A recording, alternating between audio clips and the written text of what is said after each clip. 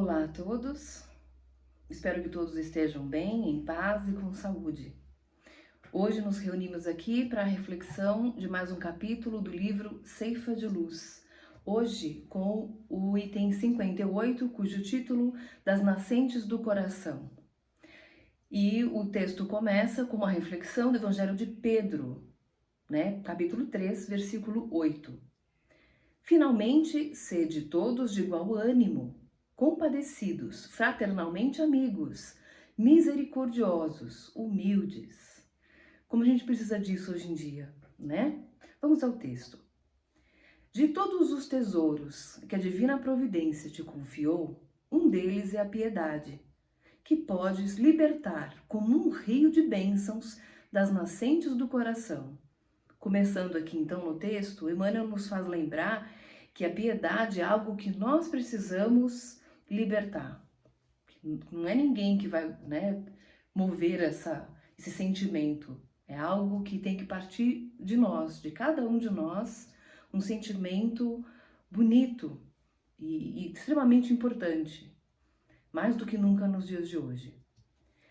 Pensa nas lágrimas que já te passaram pela existência e nunca derrames fel na trilha dos semelhantes. Para isso é necessário raciocines e te enterneças entre a luz da compreensão e o apoio da caridade. Então, quantas vezes nós já choramos? Quantas vezes a dor visitou a nossa casa, a nossa família, os nossos pensamentos, a tristeza bateu à nossa porta. E quantas vezes também nós pedimos a compreensão das pessoas que estavam à nossa volta. E muitas vezes as pessoas não sabem o que está se passando. E como é que elas vão entender a situação se elas não compreendem, não sabem, né? Como é que elas vão olhar para nós de outra maneira? Quantas vezes julgamos, muitas vezes, a situação, a maneira que a pessoa fala, ou até mesmo uma cara fechada, uma resposta torta, às vezes mal criada, e julgamos a pessoa como mal educada, pessoa ingrata, mas não sabemos pelo que essa pessoa está passando. Será que ela teve algum problema? Será que, se a gente conhece a pessoa e sabe que ela não é assim, ao invés de sair julgando logo de cara, parar para pensar, raciocinar, como lembrou, e enternecer e falar, não, deve ter acontecido alguma coisa. E às vezes perguntar, tá tudo bem? Se a pessoa disser, tá tudo bem, então deixa passar.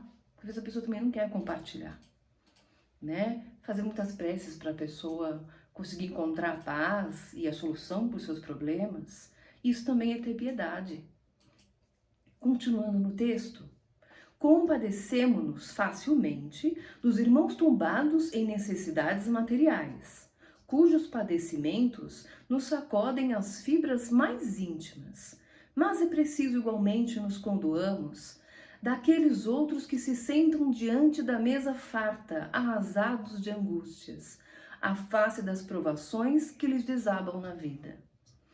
É muito fácil, como o próprio texto diz, a gente se compadecer, mover mundos e fundos para ajudar as pessoas que sofrem de falta de alimento, de uma roupa, e não quer dizer que não é justo, muito pelo contrário, Várias casas, vários grupos hoje se reúnem para unir forças mesmo, ajudar as pessoas que hoje não conseguem colocar um prato de arroz na mesa. E muitas pessoas têm o contrário, tem muita comida, mas se sentem extremamente sozinhas. Por conta até da pandemia que vivemos no ano de 2020, pessoas isoladas em extrema depressão, tem uma mesa fartíssima e sem ninguém para compartilhar. Ou seus entes se foram, ou estão tão afastados porque não podem vir, todo mundo isolado, evitando o contato. E a depressão é uma doença extremamente grave, é algo que precisa ser tratado, que precisa de ajuda.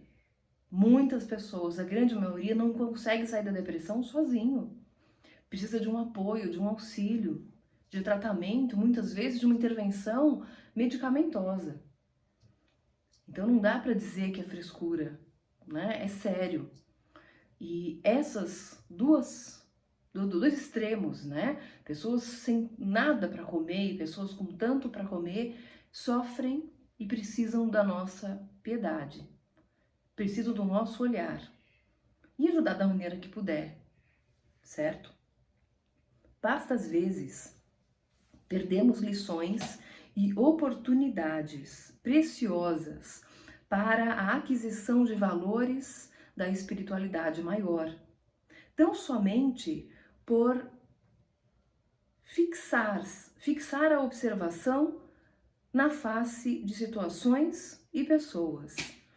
Então, às vezes a gente olha para a pessoa e julga, né? Ah, pela cara dessa pessoa, imagina, não precisa de nada não. Então, esse é um julgamento extremamente perigoso. Olhar para a pessoa, isso é discriminação.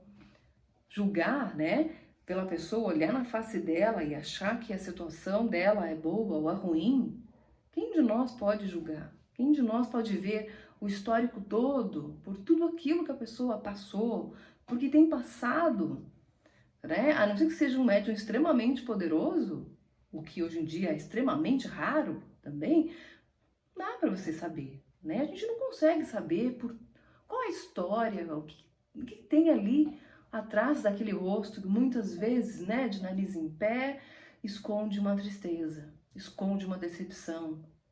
E às vezes pessoas cabisbaixa, né, que às vezes usa, né, da esmola, tem intenções não tão iluminadas. Não dá para julgar, né, e nem deixar de ajudar por conta dessa discriminação. Precisamos ter cautela, é claro, certo? Mas, né, ter piedade por ambas as partes, né? O entendimento fraternal, no entanto, é clarão da alma, penetrando vida e sentimento em suas mais ignotas profundezas. À vista disso, seja a quem for, abençoa e auxilia sempre. A gente sabe que às vezes, ou muitas vezes, até mesmo o não ajuda.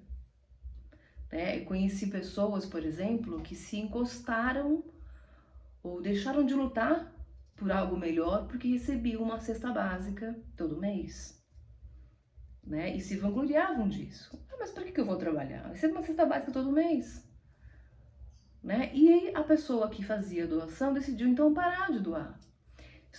Para quem, né, conhecia, tem uma historinha que fala de um mestre que passou por uma fazenda muito pobrezinha, muito, né, a família muito pobre, e elas tinham lá uma terra e uma vaquinha, magrinha.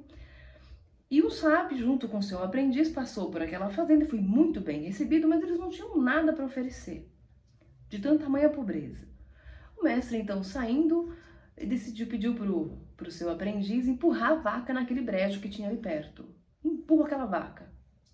O aprendiz ficou assustadíssimo. Não, como assim vou empurrar? Ah, empurra. E o aprendiz, com muita dor no coração, fez aquilo que o mestre pedia. Empurrou a vaca no brejo e a vaca morreu. E eles foram embora. O aprendiz, com aquela dor no coração, falou: nossa, que mestre cruel.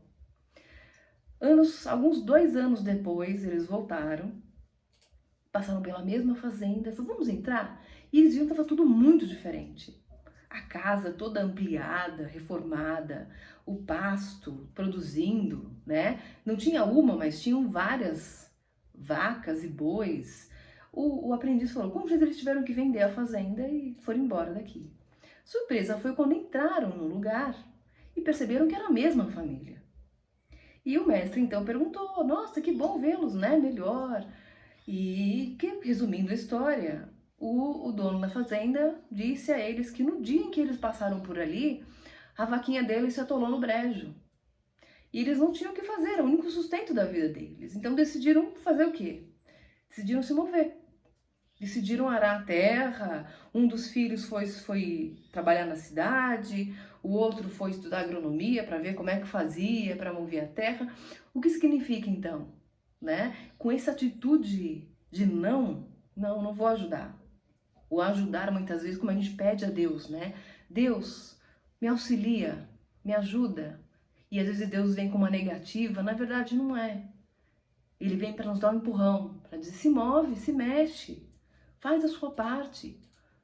E Ele vai nos auxiliar, vai nos dar força e saúde para a gente conseguir superar as dificuldades, mas não vai fazer por nós, né? Encerrando o texto, procedamos assim onde estivermos, na certeza de que, em nos referindo à maioria de nós outros, os espíritos endividados na terra, todas as vantagens que estejamos desfrutando à frente do próximo não chegam até nós em função de merecimento que absolutamente não possuímos ainda, mas simplesmente em razão da misericórdia de Deus. Então vamos todos agir para que possamos ser merecedores da misericórdia de Deus e fazer a nossa parte. Fiquem com Deus.